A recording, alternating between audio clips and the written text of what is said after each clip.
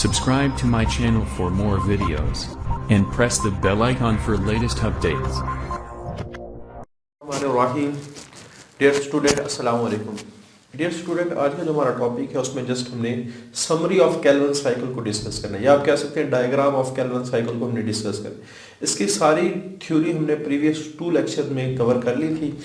अब Calvin cycle basically इसको हमने डार्क रिएक्शन भी कहा था, इसको हमने C3 पाथवे भी कहा था। अगर इसकी डायग्राम आ जाए तो आप लोगों ने इस तरह इसको ड्रा करना है। तो बेसिकली हमने इस्तेमाल क्या किए थे, 3 राइबोलोज बाइफॉस्फेट के मॉलिक्यूल जो ऑलरेडी स्ट्रोमा में पड़े होते हैं, 3 कार्बन डाइऑक्साइड के मॉलिक्यूल जो एटमॉस्फेयर से स्ट्रोमा में पहुंचते हैं। इन दोनों मॉलिक्यूल्स का जो रिएक्शन करवाता है एक एंजाइम जिसको हमने रुबिस्को कहा था। रुबिस्को है क्या, राइबोलोज बाइफॉस्फेट कार्बोक्सिलेज। ये हमने एंजाइम इस्तेमाल किया और इसके बारे में हमने 2 ऑब्जेक्टिव भी डिस्कस किए थे कि ये कैसे एंजाइम है जो क्लोरोप्लास्ट में सबसे ज़्यादा है, ये कैसे एंजाइम है जो पूरी ज़मीन के ऊपर सबसे ज़्यादा है, यानी ये कैसी प्रोटीन है जो अर्थ के ऊपर सबसे ज़्यादा पाई जाती है। जब 3 मॉलिक्यूल राइबोलोज बाइफॉस्फेट जिसमें 5 कार्बन है, 3 मॉलिक्यूल कार्बन डाइऑक्साइड के जिसमें 1 कार्बन है, तो हमारे पास 3 मॉलिक्यूल 6 कार्बन वाले कंपाउंड के बनते हैं जो बेसिकली क्या था, अनस्टेबल। उसके बाद ये जो 3 कार्बन वाला है, ये 3 जो 6 कार्बन वाले मॉलिक्यूल हैं ये दरमियान से ऐसे टूटे थे। तो हर मॉलिक्यूल से 2-3 कार्बन वाले मॉलिक्यूल बने, तो चूंकि 3 है तो 6 मॉलिक्यूल हमारे पास बने और इस 3 कार्बन वाले मॉलिक्यूल का नाम था 3-फॉस्फोग्लाइसरेट। ये एक एसिड है।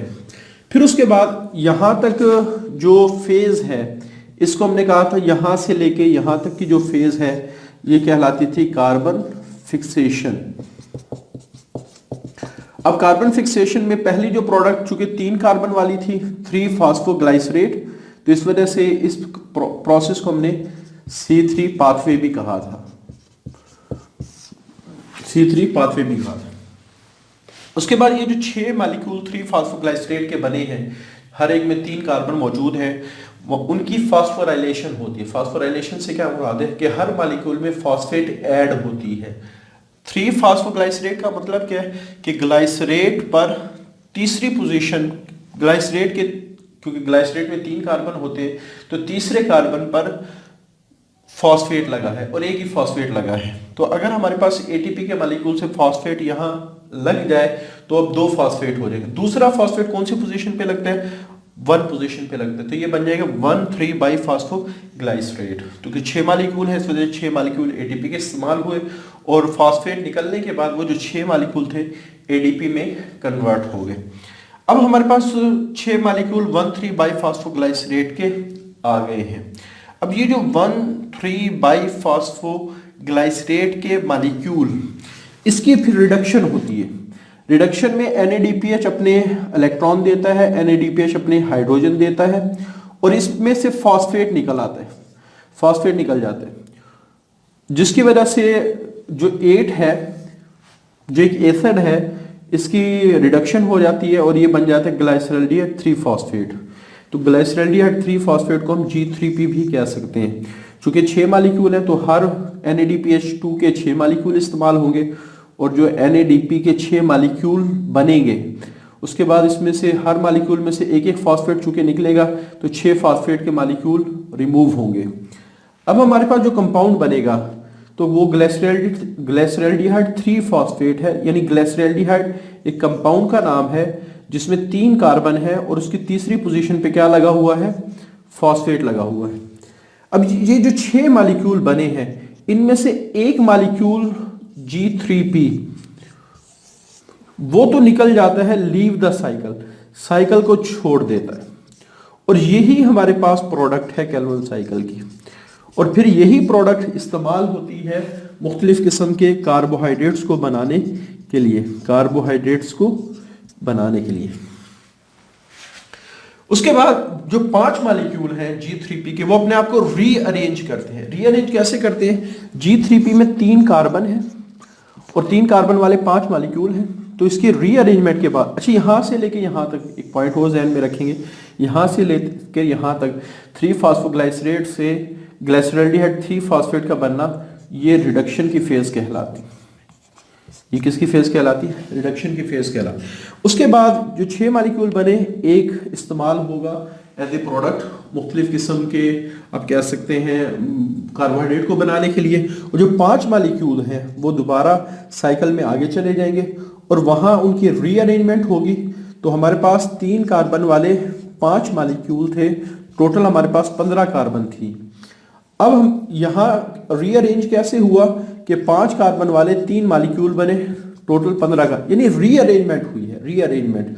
तो जो 5 कार्बन वाला कंपाउंड बना है उसका नाम है राइबोलोज phosphate.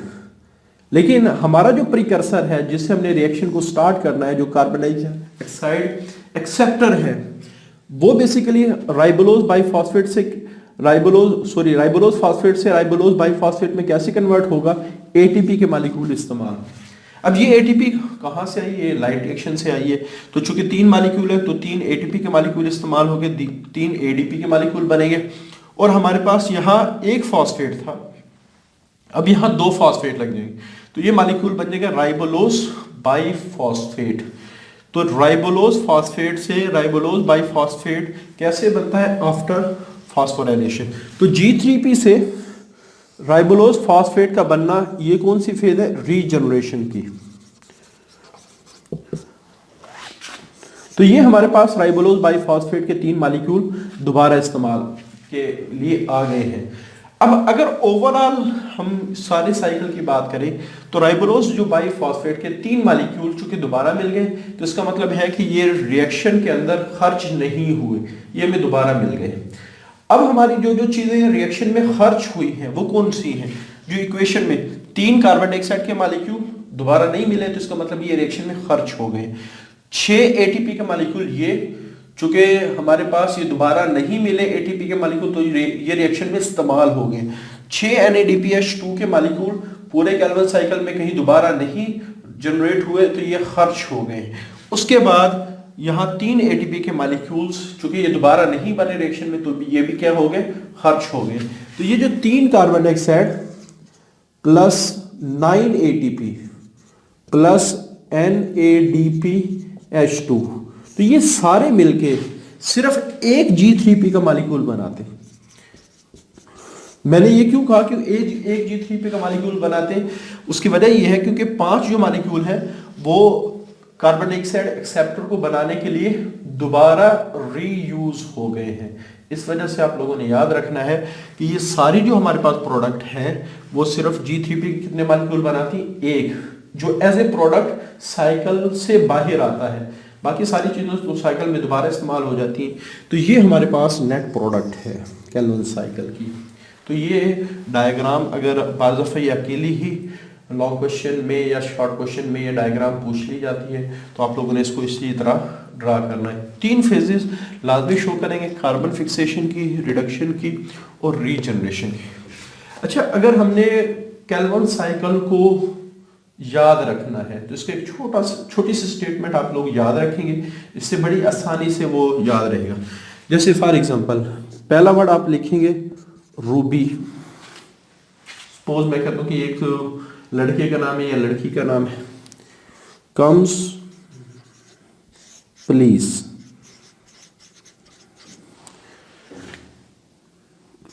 Gate rupees. Ruby comes please get rupees. Ruby come please get rupees. अब ये हमारे पास ये जो सारे वर्ड्स हैं ये किस किस चीज़ के एब्रीविएशन, किस चीज़, अगर आप उर्दू में इसका तर्जुमा करेंगे कि रूबी कम्स प्लीज, कि रूबी आओ, गेट रुपीज और पैसे ले लो। तो रूबी RUBPH, RUBP राइबोलोज बाइफॉस्फेट को कम्स CO2 के साथ जब मिलेगी, उसके बाद फास्फोग्लाइसरेट बनेगा। यहां एक वर्ड और आप लोगों ने याद रखना है, बिकॉज, क्योंकि उसने पैसे लेने हैं। बाईफॉस्फोग्लाइसरेट